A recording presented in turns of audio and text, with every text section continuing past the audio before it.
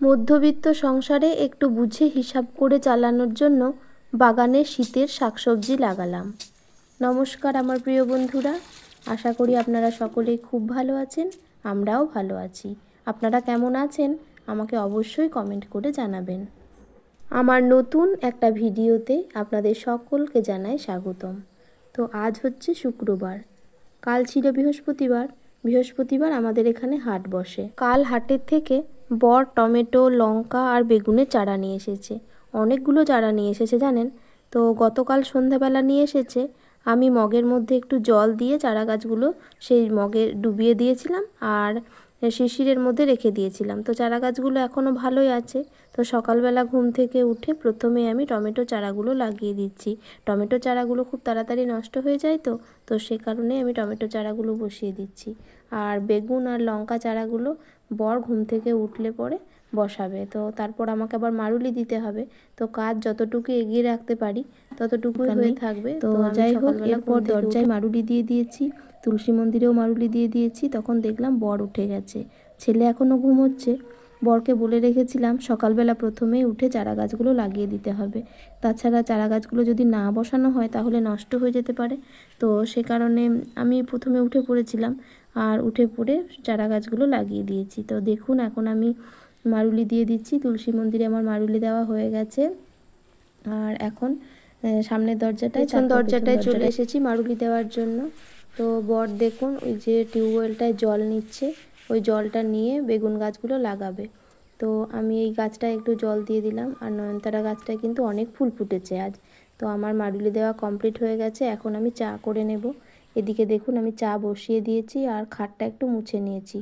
আর bed কভারটা দেখুন তুলে দিয়েছি, নিচেকার বেড কভারটা একটু ঝেড়ে আর একটা বেড কভার পেতে দেব। খাটটা একটু মুছে নিই। তো এরপর জানালাগুলোও মুছে দেব, কারণ এই কাজগুলো প্রতিদিনই করতে হয়। প্রতিদিনই এই খাটটার মাথায় দেখেছি প্রচুর ধুলো বসে যায়। তো যাই হোক, এখন আমি এগুলো মুছে নিই। তা করতে ছেলেও উঠে গেছে আর ওইদিকে আমার চা হয়ে যাচ্ছে। তো বরকে ডেকে চাটা দিয়ে দেব। এখন আমি জানালাগুলো একটু মুছে দিচ্ছি আর বেড কভারটা পেতে নেব। তারপর আমি চা খেয়ে একটু জলখাবার বসিয়ে দেব। আর জলখাবারটা বসিয়ে দেওয়ার পর বরের সঙ্গে একটু হাতে হাত লাগিয়ে দেব। আর একা করা তো সম্ভব নয় কাজকর্মগুলো। তো আমার চা হয়ে গেছে, চা খাওয়াও হয়ে গেছে। এখন দেখুন বাগানে চলে এসেছি আর জলখাবারটা বসিয়ে দিয়েছি। আজ আমি ডালিয়ার খিচুড়ি বানিয়েছিলাম। প্রতিদিন মুড়ি খেতে বা রুটি খেতে ভালো লাগে না, তো মাঝে মাঝে ডালিয়ার খিচুড়ি বা শ্যামা চালের খিচুড়ি আমরা টিফিনে খেয়েই থাকি। তো আজ ডালিয়ার খিচুড়ি বানাবো। এখন আমি আবার ঘরের ভেতরে চলে এসেছি। বরকে একটু হেল্প করে দিয়েছিলাম, মাটিগুলো হাতে করে একটু ঝুরঝুরে করে দিয়েছিলাম। জলে ভিজে মাটিগুলো একদম চাকলা চাকলা হয়েছিল। তো ঘাসগুলো একটু বেছে দিয়েছি। এখন বেড কভারটা চেঞ্জ করে নিলাম।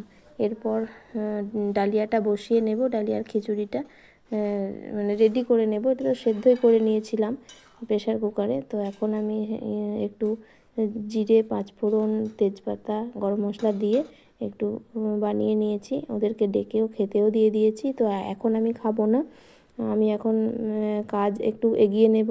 তারপর জামা কাপড় অনেক কাচার আছে, একটু ছাদে যেতে হবে, একটা ব্ল্যাঙ্কেট কাচবো। ধুলো ধুলো গন্ধ উঠছে, তো ওটা আমি ঢাকা নিতে পারছি না। তো একটু কেচে দিয়েছি, ছাদে গেছিলাম। বরকেও বলেছিলাম যেতে, কারণ এটা কাচার পর ভীষণ ভারী হয়ে যায়, তো প্রচুর জল ধরে, তো একার পক্ষে সম্ভব হয় না। তো আমি এটা একটু রগড়ে দিচ্ছিলাম, সেই সময় বরও গেছিলো। তো যাই হোক, এখন আমি জলখাবার খাইনি, ঠাকুরকে একটু পুজো দিয়ে দেবো, তারপর জলখাবারটা খাবো। তো এই সমস্ত কাজগুলো এখন করতে থাকি। তো আপনারা আমার সঙ্গে থাকুন, আশা করি আপনাদের আজকের ভিডিওটা খুব ভালো লাগবে। আমি ছাদে আগেই চলে এসেছি।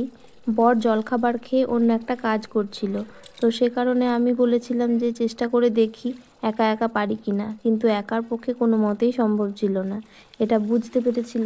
সে কারণে দেখুন আবার এসে হাজির হয়েছে। আমি ওটা রগড়াচ্ছিলাম, এখন এসে একটু জলটা গড়িয়ে দিচ্ছে। এরপর আরেকবার জল পাল্টে আমি ওটা ধুয়ে নিয়েছি। তারপর দুজনে মিলে ধরে নিয়ে আসছি। কি ভারী না হয়েছে, আপনারা অনেকেই জানেন যারা এই রকম ব্ল্যাঙ্কেট কাচেন, তো প্রচুর ভারী হয়ে যায়। এখন একটু নিংড়ে নিচ্ছি, তারপর মেলে দেব।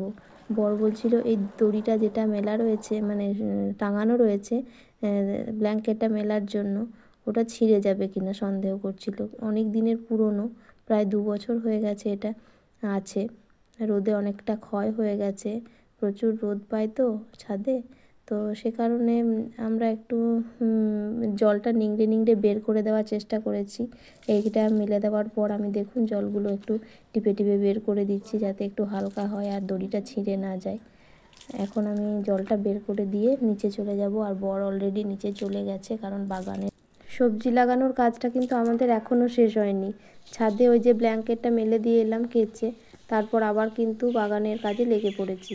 তো বর দেখুন এখন সারটা ছড়িয়ে দিচ্ছে, আর এখানে একটা বেগুনের চারা লাগাবে বলে আমি একটা জায়গা রেখেছিলাম, তো সেটাতে এখন বেগুনের চারা লাগিয়ে দিচ্ছে। এখানে একটা মাত্র বেগুনের চারা বসানো হয়েছে। আর এই যে লঙ্কা চারাটা দেখছেন, এটা কিন্তু অনেক ছোটোবেলায় আপনাদের দেখিয়েছিলাম, খুব ছোট ছিল তখন, একবার মাটিটা আলগা করেছিলাম তখন দেখিয়েছিলাম, কতটা বেড়ে উঠেছে দেখুন, একটা ফুলও এসেছে দেখলাম। এটাতে বর আজকে একটু সার দিয়ে দিয়েছে, আর গোড়ার মাটিটা একটু আলগা করে জল দিয়ে দিয়েছে।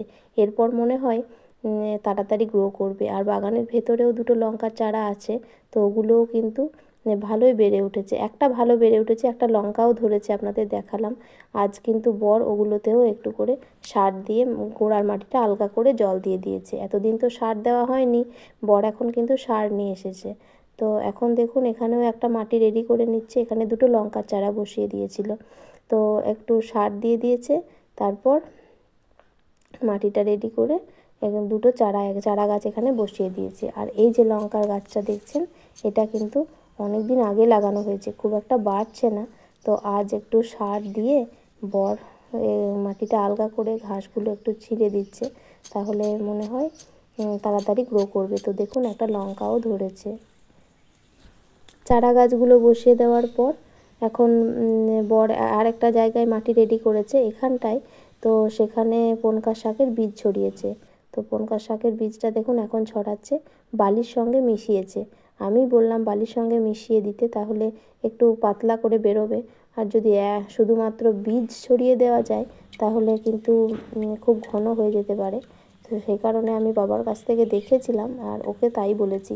তো বালির সঙ্গে একটু মিশিয়ে ও কিন্তু বীজগুলো ছড়িয়ে দিচ্ছে। আর টাইম কলে এখনও জল আছে, তো জলগুলো আমি দিয়ে দেব। বর এখন বীজগুলো একটু ঢাকা দিয়ে দিচ্ছে, ঢাকা না দিয়ে দিলে পাখিতে খুঁটে খেয়ে নেবে, এখানে প্রচুর পাখি আছে জানেন।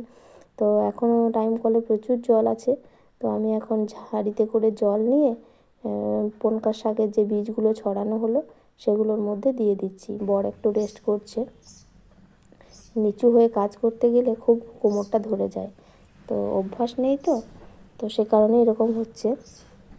রান্না বান্না আমার কিছুই হয়নি, এই কাজটা কমপ্লিট করে তারপর আমি কিন্তু রান্নার দিকে গেছিলাম। তো জামা কাপড়ও কাচার ছিল, তো এখন দেখুন আমি স্নান করে চলে এসেছি আর জামা কাপড়গুলো রেখে দিয়েছি, অনেকটা বেলা হয়ে গেছে বলে ঠাকুরকে একটু পুজো দিয়ে রান্নাটা বসিয়ে তারপর জামা কাপড়গুলো মেলে দেব। আজ কিন্তু রান্না করতে আমার প্রচুর বেলা হয়ে গেছিলো।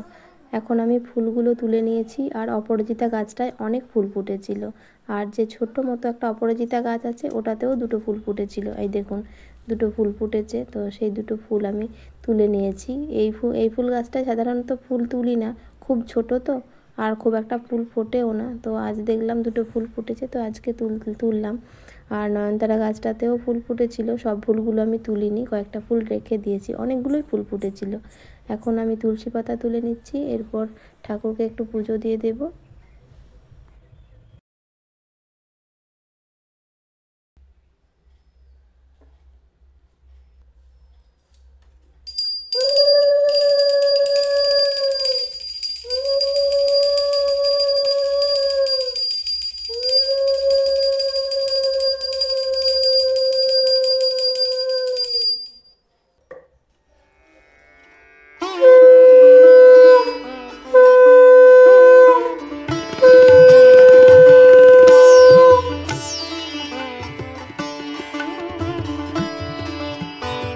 ঠাকুর পুজো করে আমি জলখাবারটা খেয়ে নিয়েছি।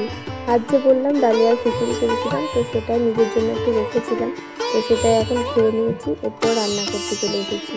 ভাতটা তো আমি আগেই বসিয়ে দিয়েছিলাম, আর এখানে হচ্ছে বাঁধাকপির সবজি। তো আলুটা প্রথমে কড়াইতে দিয়ে দিলাম, তারপর এখন বাঁধাকপিটা কুচিয়ে রেখেছিলাম, এখন দিয়ে দিচ্ছি। আর রান্না হবে মাছের একটা ঝোল, মানে সর্ষে বাটা দিয়ে হবে ঝালদা মতো। তো ওটা করেছি আর ওল সেদ্ধ করেছি। অনেকটা বেলা হয়ে গেছে বলে সেরকম আজ রান্না করিনি। আর ডাল করার কথা ছিল, কিন্তু ডালটা আমার আর করা হয়নি। এখন আমি বাঁধাকপি সবজিটা বসিয়ে দিয়েছি, আর একটা উনুনে ওল সিদ্ধ বসিয়েছি প্রেসার কুকারে।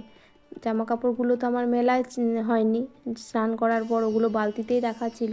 রান্নাটা একটু এগিয়ে নিলাম, ভাতটা আমার হয়ে গেছে আগেই, স্নানটা করার আগেই ভাতটা আমি বসিয়ে দিয়েছিলাম। কী আর করব, অনেকটাই বেলা হয়ে গেছে। ছেলে এদিকে সাইকেল চালাচ্ছে, গেটটা খুলে দিয়েছিল, ছাগল ঢুকে গেছিলো, তো আমি ওর সঙ্গে একটু কথা বলছিলাম যে গেটটা বন্ধ করবি। তো দেখুন সাইকেলটা কোথায় চালাচ্ছে, জামা কাপড়গুলো ভেজা, তার মাঝখানে সাইকেলটা চালাচ্ছে। এখানটায় সাইকেল না চালালে ওর কিন্তু হয় না, যতই বলি ও কিন্তু শোনে না।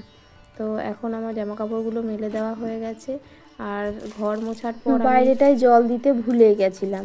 তো এখন মনে পড়লো যে বাইরেটায় তো জল দেওয়া হয়নি, আর এখন টাইম কলেও জল নেই, তাই ঘরের ভিতর থেকে জল নিয়ে এসে আমি দরজাটায় দিয়ে দিচ্ছি। এদিকে আমার মাছের ঝালদাটাও হয়ে গেছে, আর এখন আমি ওল সিদ্ধ বানিয়ে নিচ্ছি। ওল সিদ্ধটা হয়ে গেলেই আমার রান্না কমপ্লিট হয়ে যাবে। তো কড়াইতে একটু সর্ষে বাটা, পেঁয়াজ কুচি, লঙ্কা কুচি আর একটু গোটা জিরে দিয়ে আমি এই ওল সিদ্ধটা বানিয়ে নিচ্ছি। আর নুন একটু দিয়েছি, চিনি দিইনি, ওল সিদ্ধতে চিনি দিই না। তো যাই হোক বন্ধুরা, আজ আমি রান্না করেছি, চলুন আপনাদের একবার দেখি। আজ আমি রান্না করেছি ওল সিদ্ধ, বাঁধাকপির সবজি একটা, আর মাছের একটু ঝালদা, আর ভাত রান্না করেছি। তো ভাতটা এখন রেডি করে নেব। আর ছেলে বর বসে পড়েছে খেতে, ঘড়িতে এখন 1:30 মতো বাজে। তো ওদের এখন খেতে দিয়ে দিই, তারপর আমিও খেয়ে নেব। তো ভিডিওটা আজ এ পর্যন্তই, দেখা হচ্ছে আপনাদের সঙ্গে নতুন কোনো ভিডিওতে। আমার ভিডিওগুলো আপনাদের কেমন লাগছে কমেন্ট করে অবশ্যই জানাবেন, আর আপনারা সুস্থ থাকবেন। ধন্যবাদ।